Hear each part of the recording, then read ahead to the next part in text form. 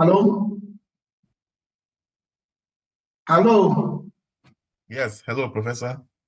Yeah. I'm done. So, Yeah, hello, Prof. yeah. So if there are any questions, you can bring it on board so that we can. Thank you. All right, Prof. Thank you very much for the wonderful presentation. Yes, so in the spirit of appreciation, please kindly type that, Prof. We thank you. Thank you so much. This was very educative. Yeah, so quickly we move on to the Q&A. Please, if you have any question, you can. Please mute yourself. How can I ask questions, please? Yeah, so if you have a question, please prioritize clarity and precision in your questions. Yeah. Okay. All right. So Bernard, I have a question. You can go ahead. Okay, so Prof, for a research to be furthered or to be carried upon, there needs to be what usually we call limitations.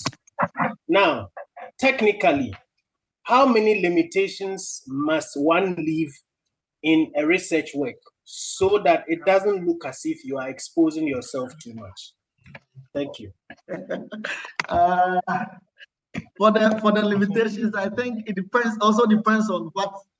Am I audible, please? Yes. Yes, sure. Okay. Yes, please. Yes, please. For the limitations, it also depends on what you're doing. Do you understand? If you write so much limitations, people will base on it and reject it. If you don't also write, they will base on it to also reject it. So you have to be smart enough to draft your limitation in the way that it will not affect what you have produced. Because it's like you shooting yourself. The limitation is like you shooting your own self. If you, after writing everything, that you give people the chance to criticize you very well or very much, then it becomes a problem for you. At least you should care about 2-3 limitations. Do you understand? But don't write too much limitation. Don't give them too much for them to base on that to reject your paper. Thank you. Thank you, Prof. And then the last one. Usually in academia, you'll be required to identify a problem from a research paper. Okay. For all the interactions that I've had. So you'll be required to identify a problem from a research paper.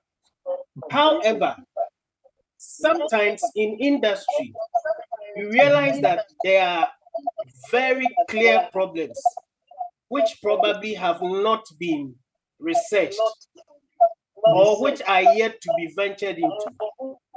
Now, how can one bring those problems from industry and capture it in such a way, though those problems do not exist in published papers as gaps or limitations, they are relevant to be studied?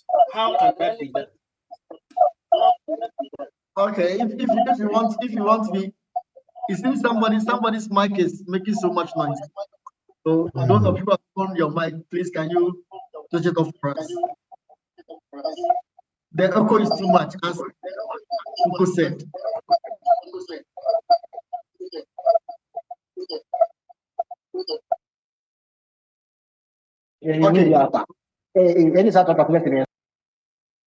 Okay, so for the industry,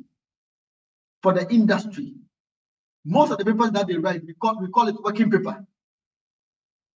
They although they write papers and they give papers out, but mostly they do something called working paper, because as they are working, they can see some problem that they want to do much research on. So people who are doing much research, people who are working at IMF, people who are working at World Bank, you can see papers which they have written on top working paper. All those, most of those papers are from the industry. It is based on the problem that they have seen within the area that they are working, which they want to share. So for them, when the first go, they go to specific or they go to experts in those areas to study whether those papers are originally they'll make contribution to the economy. And based on those working papers, people can refer to those papers and also do research into that area. I think I've answered the question. So for them, they mostly write working paper or working projects. Whilst they are working, let's say you Bank of Ghana sent you to, let's say, some commercial banks to do auditing. Whilst you're doing auditing, you've encountered a specific problem which people have not really researched into. So if you want to do research on, people will say it is you don't have literature to back it. So you can name it as a working paper. Once you submit it to journals, journals will give to the experts within that field. If it is banking, they will give to experts. They will not give to just peer reviewers. They will give to experts within that field for them to do much into it. And when they publish it on their online, then yours has become the original idea, which people can refer to whatever you're doing to also write papers on. Thank you. Okay. Can I ask a question, please? Hello. Okay. Yeah, okay. So the next person can go ahead and ask. Okay. Thank you very much for the opportunity. Prof, thank you very much for a wonderful presentation. Please, I want to ask, what is the distinctive difference between an abstract and a conclusion? Because you said that they are similar. And what is this policy? Does this policy suggestion, does the policy refer to the medical field as well? Because I'm into the medical field and I don't know where if it applies or not. Thank you. Okay, for the abstract and conclusion, you know, for the conclusion, it has introduction of a conclusion. As I said, it has introduction of the conclusion, policy recommendation, limitations, and future studies. The conclusion is divided into three. As the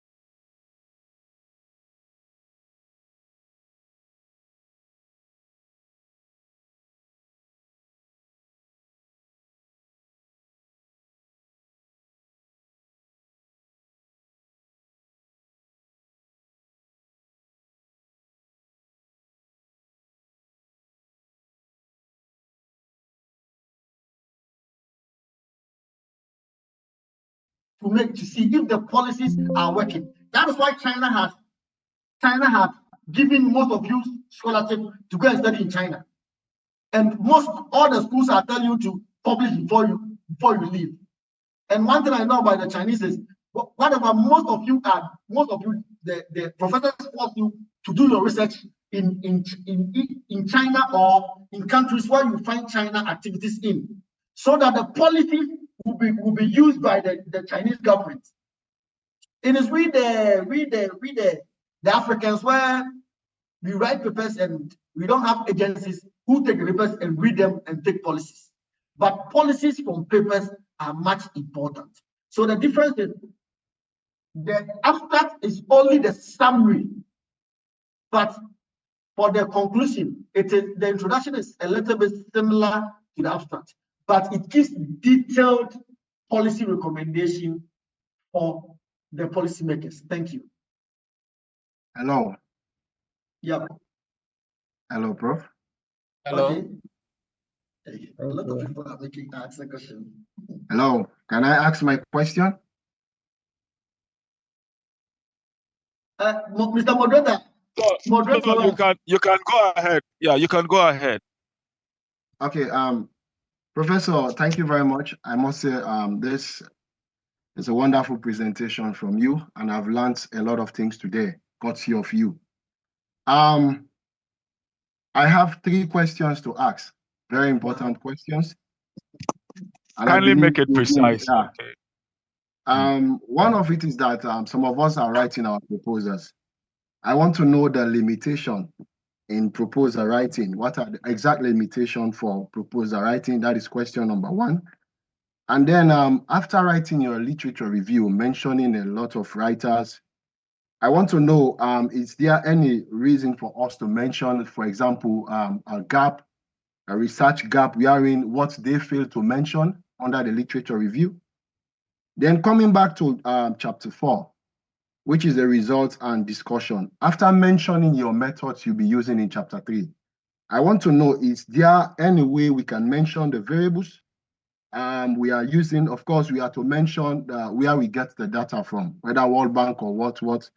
Then I want to know whether we are to mention the variables, the both dependent and independent variables, and if possible, run 1 or 2 regressions on those variables in chapter 4 for us writing our proposals. Thank you very much. Okay, so thank you. all your question is based on the proposal, right? Most of your question is based because maybe you're writing a proposal.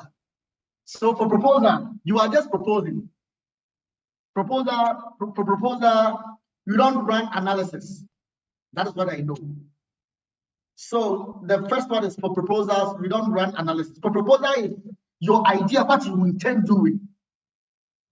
That is for proposal. That is what you intend doing. So you can even choose some variables. But later on, after running and present it in your proposal, but after once you go into the main writing and you run them, you see that these variables will not work for you. You can change it. Do you understand? And I will not talk about the literature review because tomorrow the next person will go detail into literature review. It is important to write literature gap. That is the gap that you saw. The literature gap is what you see. The literature gap is what you see in the literature. So the person who will be talking about, sorry, I was distracted by somebody who wrote something. The literature gap is what you see. So the person who will be taking the literature will talk much about the literature review. So I entice all of you to also attend tomorrow's program. And the second one is for the variables. All variables are to be written at the data because it is the variables. It is based on the variables that you tell them where you obtain it from. You can't just say, I took all the variables from this place. That is not all. So all variables must be in chapter 3, the data source. For example, I took GDP from World Bank. I took inflation from World Bank. I took, let's say, whatever data that you are working on. You need to state it in your paper in the chapter 3. Okay. Or else if you don't state the data, if you don't state the variable there, and you use it, it means you are bringing something outside your research into the paper, which some person can base on it to reject it. Nowadays, a lot of people are writing. So reviewers are becoming very strict, very, very strict. And if you do something, a little problem, they will base on that one to reject it. So be very careful in whatever you are doing. Somebody asks of my email, I will give my email address. I'll send it to the person who contacted me, and the person will send it to every person. Or I can still write it here. Where is the next person can? Yeah, the next person can go ahead and ask the question. Hello.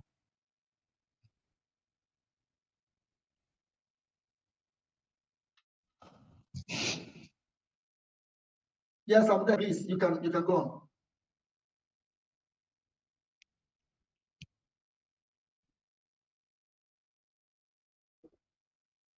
Okay.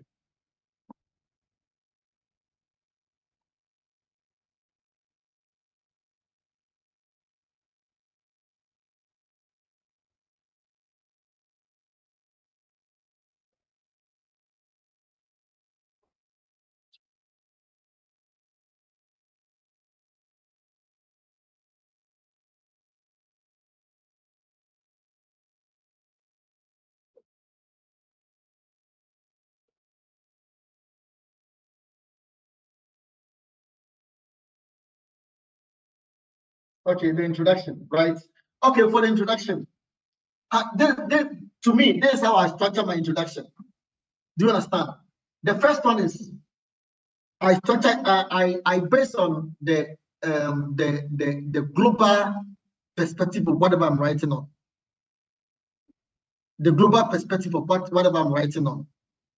That is the first thing I write. Then I come back to the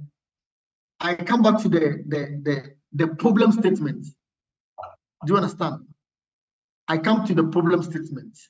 Then the problem should be, you should have, the problem is, okay, let me start. The first one, you have to introduce whatever you're writing. That's the global introduction of whatever you're doing.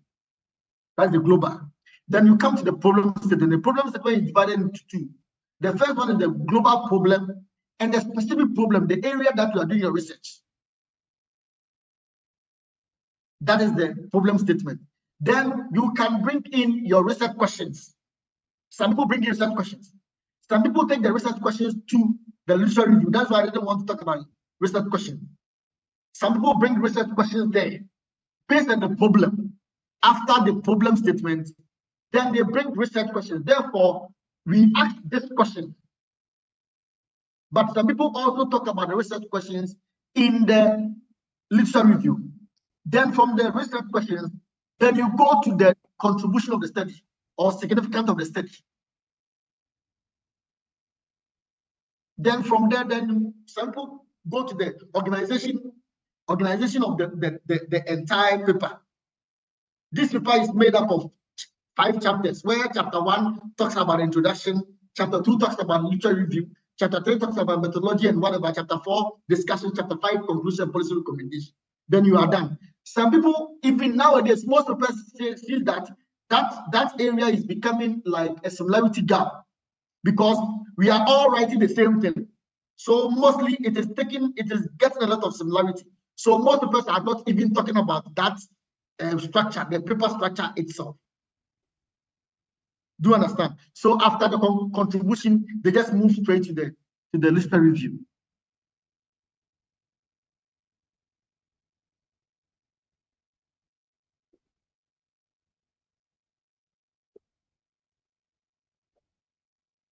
Okay.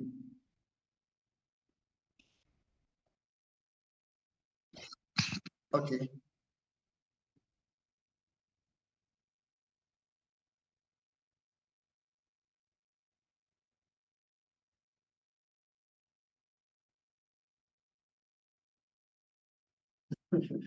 No, Mr. Emmanuel, I'll get my number from the guy, then we'll talk much about it. Okay. So let's not waste much time, because you're going to, I know you want to construct an idea. Do you understand? So far as you're all Ghanaians, whatever you will get my number from the organizers, and when you call, we will talk much into it. Yeah. Okay. Sure. So the next person can ask your question. You can unmute and ask your question. Yeah. Yeah. Hello. Please introduce yourself. Please introduce yourself and ask your question. Yeah, you can introduce yourself and ask your question. Okay. Go ahead. Yeah. Thank you very much, Professor. Hello. I'm George Yantechi. Please, can I be heard? Yeah, You can can be be heard. heard. You Go can ahead. talk, Mr. Yantaji. Okay. Professor, I would want to ask this quick question concerning the introduction. Okay. Ideally, I've had several experiences where we are advised to make the introduction as brief as possible. Okay. But recently, I got a comment from an editor instructing me to write a 5-page introduction. So I would want to know how you can talk about that for me. Yeah, those things also depend on the editor the handling editor or the reviewers. Some, if like you can get when you submit a paper to a journal and the review comment comes, maybe there are about 3 reviewers. 2 people can tell you to reduce the introduction. 1 person can tell you the introduction is very small, and you need to expand the introduction, it is likely, it is very okay, but you just need to be smart and find a way. Is it the editor himself who asks you to expand the introduction, or the reviewers? Yeah, he's the editor, and he instructed I added a background section again. So the introduction was supposed to be 5 pages minimum, and background also 3 pages. So making 8 pages in total, even before I moved to the literature section. Okay, for that one, I could advise that then you could tell him that you are combining the introduction and literature review together. Then you just leave the theoretical framework or conceptual framework alone. Then take off the literature review, so that your work will not be so much. Do you understand? Yes, please. For them, they are the owners. Without them, there's no way you can publish. So whatever they tell you, please do it for them. That is what they need. If not for them, I would have told you make your introduction a little bit simple. At least your introduction should be 2-3 pages. It's okay. But if the editor tells you that if you increase your introduction, since you want to publish, please do it for them, or else send it to a different journal. If you are not okay with it, find a different journal or send it. But I advise you to do whatever he says to please him. That is what I can say. Okay, Prof. Thank you. You're welcome. Yeah, thank you so much. Yeah. The Yes, next sir. Yeah. person. Yeah, you Yeah. can go ahead. Mine is not a question, but some little adapt to what Prof has been saying. Okay. We are all writing, and we learn from each other Your as Prof. your name, please, and where My you are name. calling from. Your name. My name is Derek. Kofi Dubai. Okay, go ahead. Okay. Derek Jane Jan. Kofi Dubai. Kojo Dubai. Sorry, Kojo Dubai. So go on. Kofi Dubai. Okay. Yeah, as Prof has elaborated on how, and it's a very good presentation. Prof, thank you. You're welcome. Prof gave Go a on, please. suggestion on the limitation. One thing I know about the limitation, and I had in my paper, one of my papers rejected because of limitation. Why? Because I stated a very critical limitation of the paper. And he based on that to reject my work. An editor rejected my work. He says, this is a major issue, and that you should have even solved it before listing it as what? As a limitation, right? So in giving out limitations, let me start from there. In giving out limitations, we shouldn't go so much deep into the problems of our work, or most of the time we get our works rejected. Yes, I have issues with editors like that. They got my work rejected, all because I gave the real problem of my work. And they said, no, if you know this is the problem of your work, you should have solved it even before bringing it to us, right? So we also have to be a little circumspective when we are writing our limitations. Okay, on the abstract, mostly we should not forget about the number of words that we have to cover, because some editors and some journals reject works. I know Prof, I've read some of his papers, and he has published in top quality journals. And he knows that in these top quality journals, they take delight in some small mistake that you do, and they reject your paper. Especially some, they say 20 words, and when you give 21 or 22, they will base on that to reject your work. And Prof is aware that some of his works are even rejected just on a mere grounds, but it is being rejected. So as and when we submit our works, we have to go by the guidelines, the strict guidelines about what the journal wants, and what they demand, and what you have to give it to them. Okay, thank you. Okay, thank you. As I said earlier, it's like buying a gun and giving to your enemy.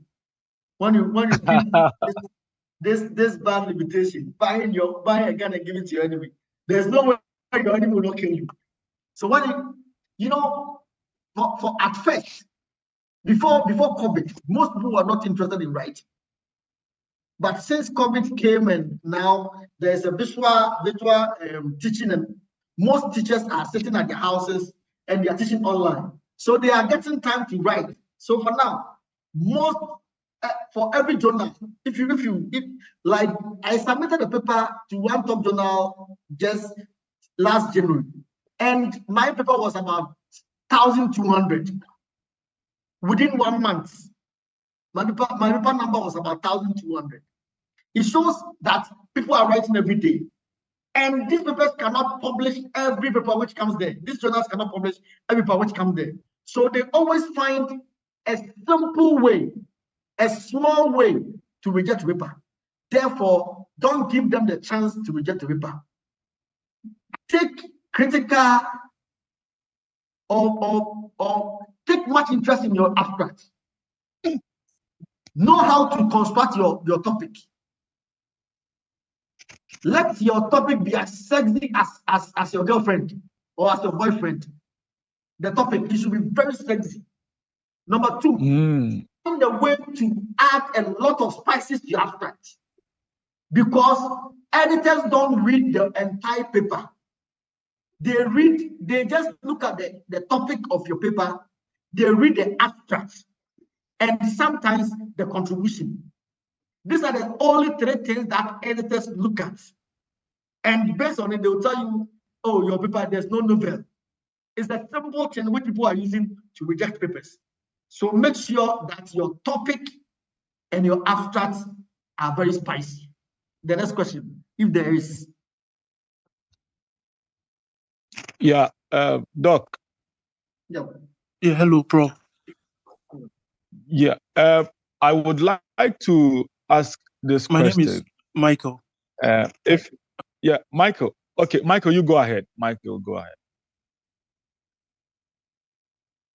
Michael, go ahead. All right. I'm Michael from Xi'an. Yeah. Prof, please, when I just want to ask a question about setting up econometrics models, mainly the initial model when maybe you want to carry out I'm giving my number. Mike, please, I'm giving my number and my WhatsApp number. So please, Prof, my WhatsApp number and my for econometrics, meet me there, okay? Because most of these people are not. I know it's not everybody who is econometrist. If you talk much of econometrics, then you are making them like just like when the medical person is coming to talk about medicine, you yourself you don't understand anything. So I'm giving my number here. It's a WhatsApp number. You can call me anytime when we scheduled a meeting. Then we talk about econometrics. Okay. Yeah. Thank you very much, Prof. I think thank you. I need to take a bite on the